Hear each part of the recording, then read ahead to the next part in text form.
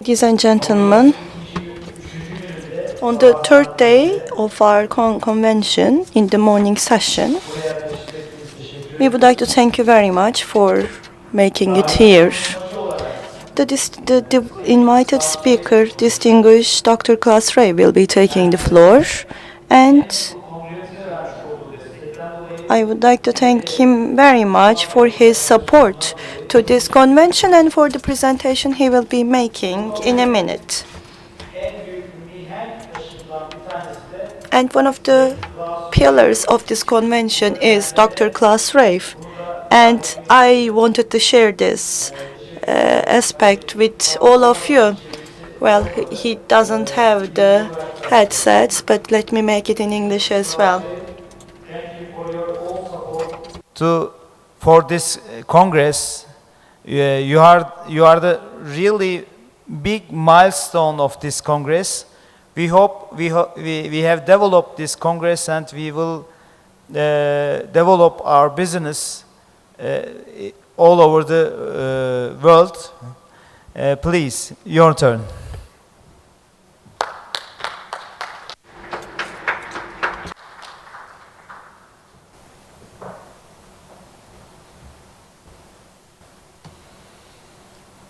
Thank you, Mustafa. Good morning, everybody. We all were surprised how this session started. Painting with sand. I hope I can paint another picture, which might not be as beautiful as the one we've just seen, but a picture that is maybe and hopefully relevant to the industry and relevant to all of you who have a stake in it and are interested in further developing it. What did we see in the wind energy industry last year? You know these figures we just published. Steve Sawyer, our CEO, had a press conference and explained the state of affairs as far as we can see it from the year 2014 and the near future. We've seen a record year last year. More than 90 countries getting involved in the industry. Nearly 370,000 megawatts being installed. 51,000 of those alone last year.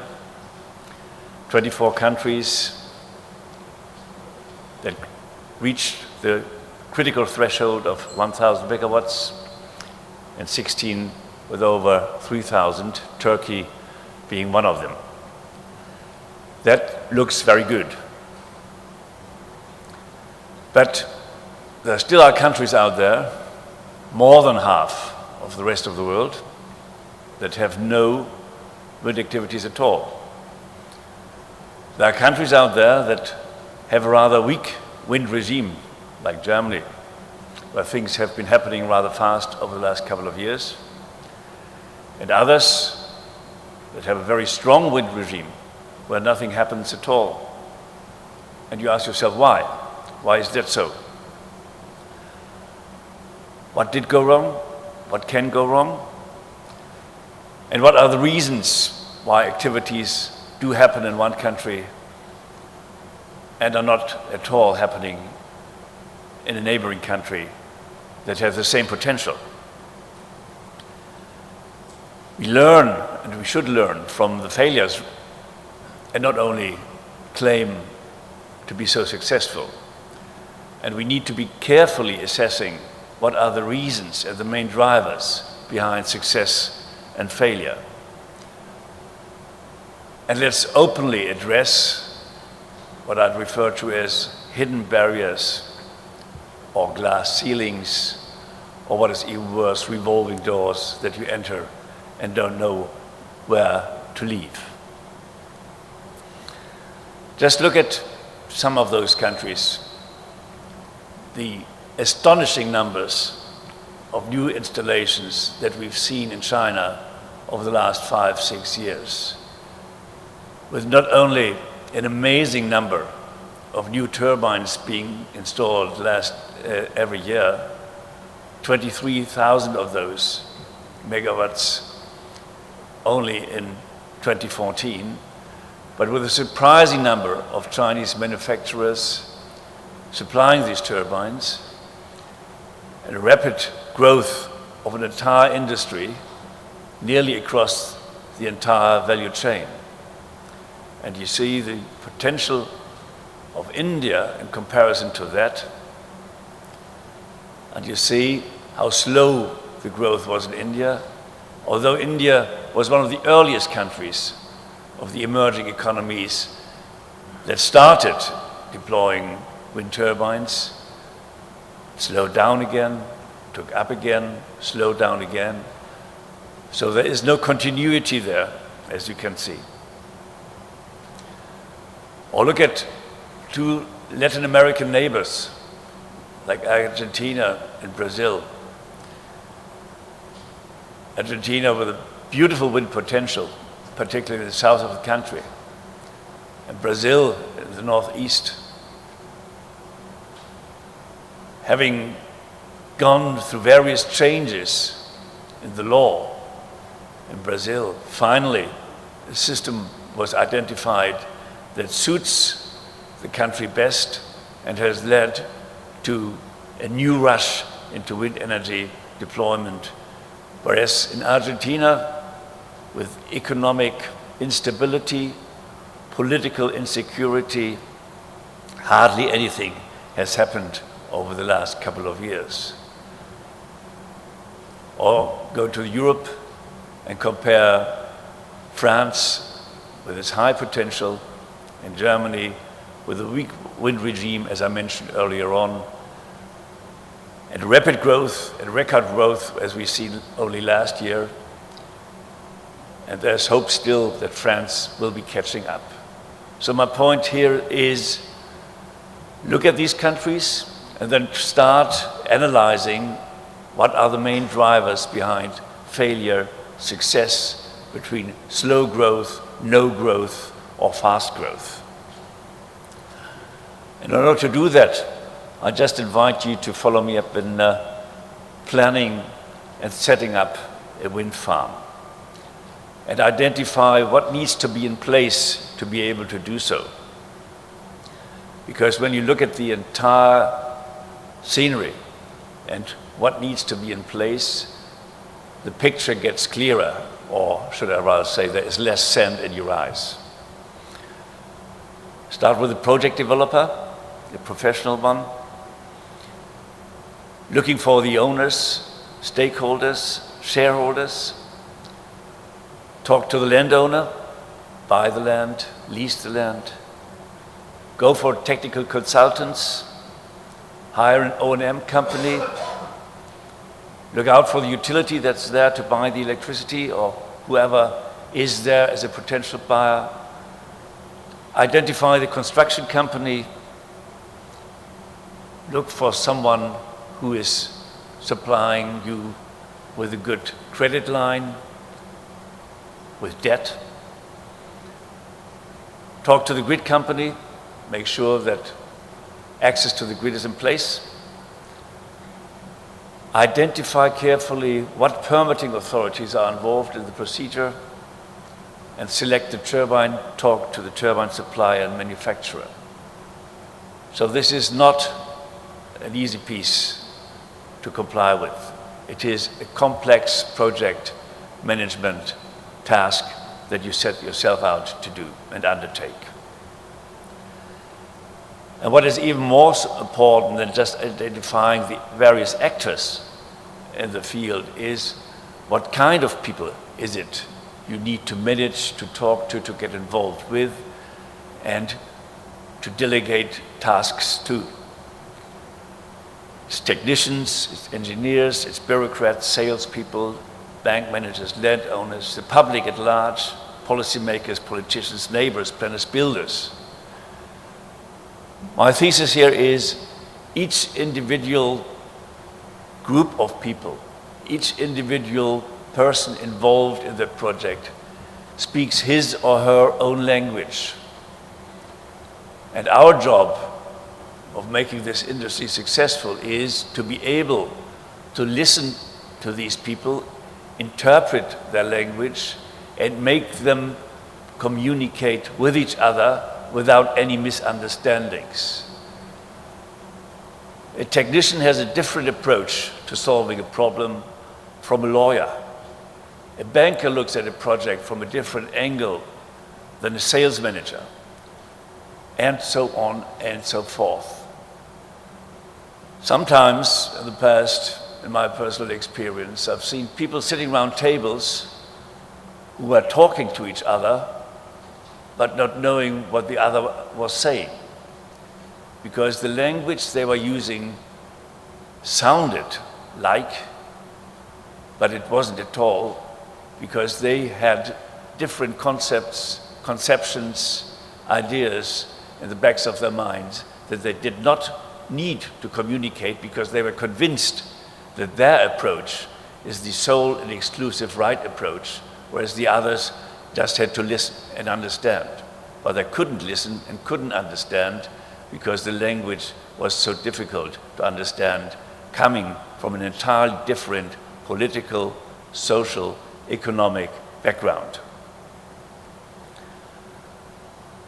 So what you need to do and what we need to do is get these people together, organize them, talk to them on their playing field, and then step after step go into the project itself. Start with the professional wind measurements, classify the wind regime, and thereby the economic potential of the site you're talking about. Look whether the site is appropriate. Is it a greenfield development that needs to be done from very scratch? And look at the environment impact assessment at a very early stage, knowing that you can delay a project, not only by months, sometimes by years, if you do not consider that carefully enough at the very beginning of it. Install from the very first day someone who is the overall responsible person for project development and management, so that no one can say, it is not my responsibility, it is his or hers. Someone needs to be in charge, someone needs to identify the goals as per month, the goals as per project, step by step. Adapt the choice of the technology to the respective site. We are in the lucky situation now with a mature wind energy industry that we have a choice not only of gearless turbines or turbines with gearboxes, but we have a choice of turbines that are more suited to weaker regimes, that are more suited to harsher regimes, that are better suited for mountainous areas, that are well suited for coastal areas, that come together in a wind farm project and that are jointly being installed will make the most efficient use of the individual site as you have identified it and have planned for. That took the industry over 10 years' time to get there. It needed to have the critical mass to deliver the variety and diversity of technology that is needed. And this still is not the end of the technology emerging, as we can see when companies like, for instance, Vestas, Mitsubishi Heavy Industry just announcing that they will come up with an 8 megawatt offshore turbine. So we have a range from a few hundred kilowatts to up to 8 megawatts available to us. Large blades, small generators to increase the capacity factor. It is all there. So the more choice, the harder the choice. And the choice you make is the one that defines the economic success of your project. So be careful. And look what kind of a service contract you can get when you buy that turbine from any given manufacturer. Do you want the manufacturer delivering the services along with it, or will you go for an independent O&M company? These are the issues at stake here, and they need to be considered carefully. The bankability obviously is crucial. And bankability is all about risk management and risk mitigation.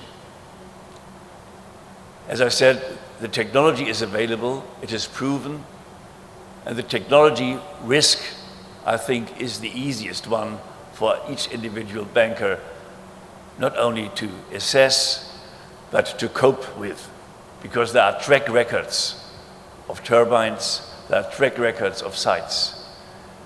And one knows about the returns of each individual turbine on any given site, so that risk is one that can be addressed straightforwardly and can, as I said, be dealt with. What is more difficult is the risk of a power purchase agreement. Is it guaranteed that we have access to the grid, and that this access to the grid allows you to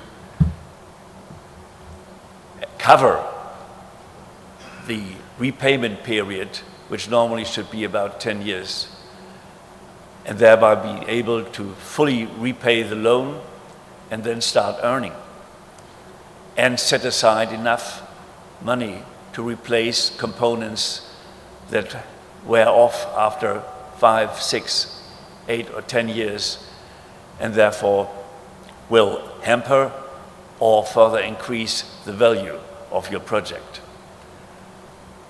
This is something that each individual banker will look carefully into, and this is the core of what you need to provide in establishing bankability.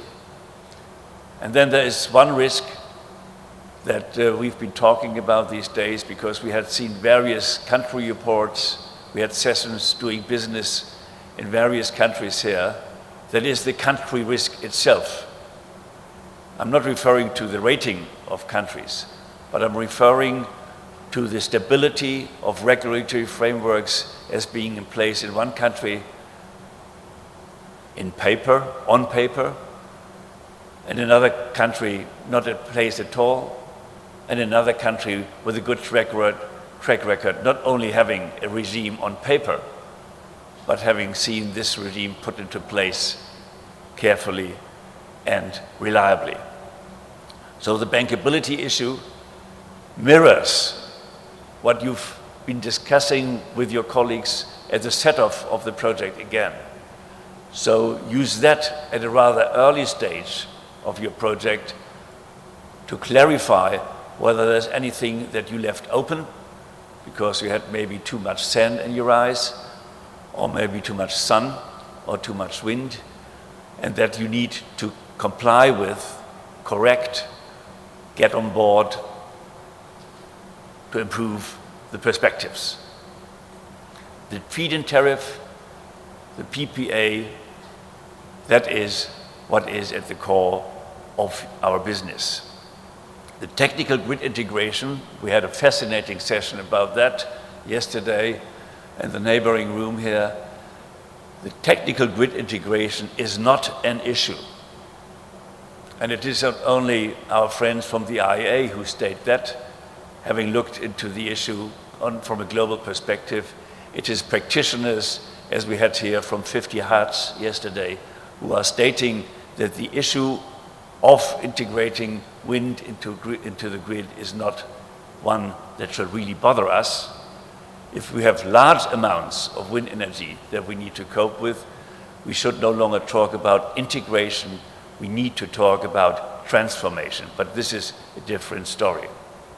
My point here just being the technical integration as such is not the issue, we have to worry about most. But there's another one that tends to be not being swept aside or forgotten, but played down, that is after-sales services and O&M contracts. The lifetime of a turbine, its performance depends on the chosen technology, obviously, on the reliability of the company that is making and manufacturing this turbine, on the spare parts being available, yes, but most and foremost and all, it depends on good, qualified service personnel. And whoever thinks one could save on this side and use just anyone to service a turbine, would you go with your motor car, whatever make it is, to someone who you know doesn't know how to handle a screwdriver? You certainly wouldn't. Carefully assess the potential of the service company and the contract conditions. And additionally to that, I would like to point out that each country in which the wind industry is growing fast should set aside the financial means and the technical means of training people to be able to service the turbines. These are thousands of jobs that have to be created, thousands of jobs that define the economic success or failure of the projects, and tell that to those who are able for educational issues, tell that to those who run schools, educating technical people, tell that to those in government who will see that qualified jobs are available here, and these jobs make up an awful lot of what is called the local content, because these jobs are there to stay, not just during the building phase of a wind farm, but these jobs are there to stay over 20, I hope 30 or more years to come. So, as I said, step after careful step, and then analyze again, prioritize where to be most careful in making your choices, and when to be most careful when making your choices. What's most important? The location, the wind regime, the impact assessment, the availability of land, and the price? Yes, very basic. Good project development? Yes, very basic. And I said just a second before, the actual management of the contract. That's another issue that you need to care for. The reliable technology and the after-sales services, PPA and feed-in tariff. Do not forget, after having established the bankability of the project, that you are not alone in this world. At your wind farm, you have neighbors. Maybe you have friendly neighbors or hostile neighbors. Get them involved, get them informed, tell them what you are doing, tell them what it means to have a wind farm in your neighborhood, and make reference to other countries that have a long-standing experience in that, like in Denmark, where the neighborhood has played an essential role in creating a climate of acceptance for wind that is unique in the world. It all ends up with the last two issues I mentioned here that decide whether you can have a successful project or not. It's the transparent permitting procedure, a good rule of law, and good governance. Permitting is something that every bureaucracy that in a country that has a wind project for the first time needs to learn. And I think one of the most challenging issues the wind energy industry has to deal with, and one of the challenging issues an association like mine, like the Global Wind Energy Council, has to help you with, is inform the governments, the bureaucrats of the new countries, those who for the first time deal with wind energy issues, what permitting really is all about. We need not invent the wheel, although rules are always different in every country, but we need not invent the rule of a good permitting procedure all over again. There are best practice examples there, and we need to communicate these best practice examples. And the best way to do that is on a peer-to-peer level and bring in the expertise from people who have a long-standing experience in permitting and make them talk to those who do it for the very first time. That is not an issue of money, but it costs us an awful lot of money if this permitting procedure is not around and we are not able to get the permit in due time and lose time and therefore money. And paramount is the very last one, the regulatory framework and the political targets. Without a stable regulatory framework, nothing happens. No bankability, no continuous growth.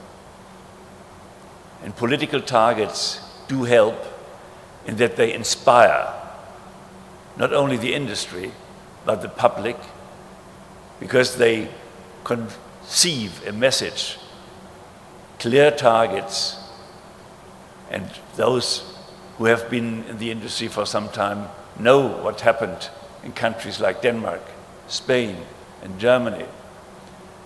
When the European Union, the 2020 targets, binding targets for each individual member state of the European Union, that really gave the industry the stability and the sustainability that makes it so successful. So, in the end, we have to identify what is your responsibility? What can you influence of the topics I just mentioned? And what is an external factor? What is a precondition to start thinking about a project?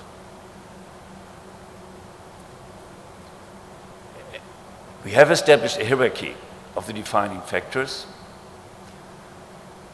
And you can see, looking back at those, where you have to make a choice and carefully analyze and assess what's lying ahead of you. But other factors are just out of reach. The energy markets, the global energy markets, the national energy markets were always and will always be policy driven because they are such strategic relevance. And policy is global in terms of climate change issues, but it is always both national and local. And if you do not listen and do not entertain a good communication with the local, national, and sometimes regional policymakers, you will not be successful. Electricity is the key energy of the 21st century. I'll repeat myself here. There's no communication without electrification. Policies, politics, appropriate regulation, and good governance are key to that sustainable success.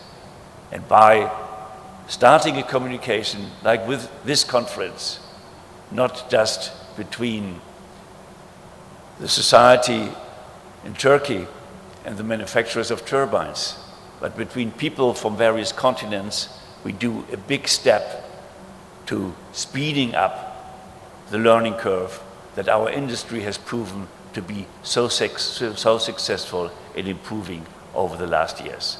Thank you very much.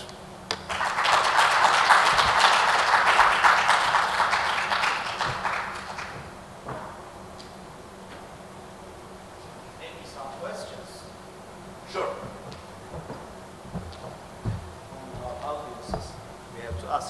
Sure. Hakan.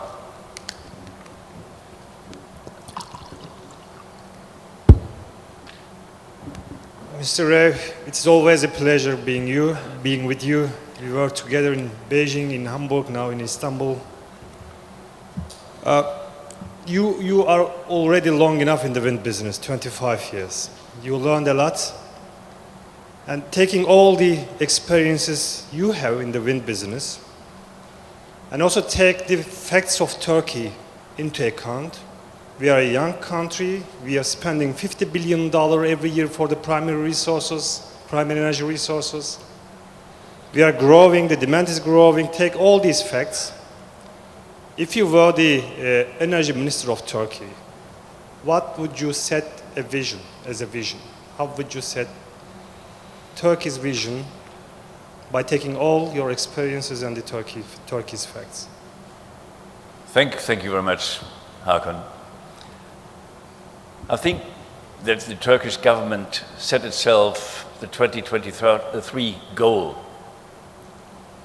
and thus making the wind industry part of the celebration of the 100th anniversary of the Turkish Republic is a big step forward.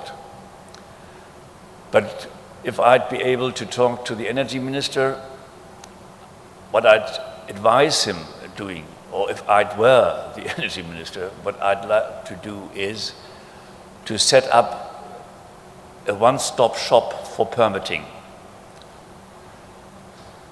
so that the different authorities that are involved in the permitting procedure as of today are better coordinated and synchronized, because it's the permitting, it's the license, it's the grid access.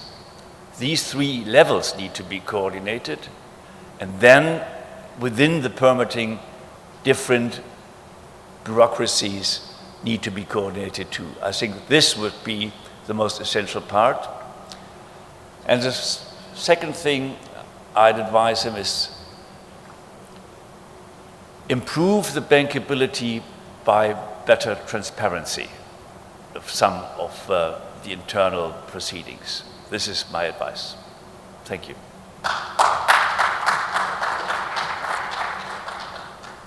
Anyone else? Okay, let's get back to business. Thank you.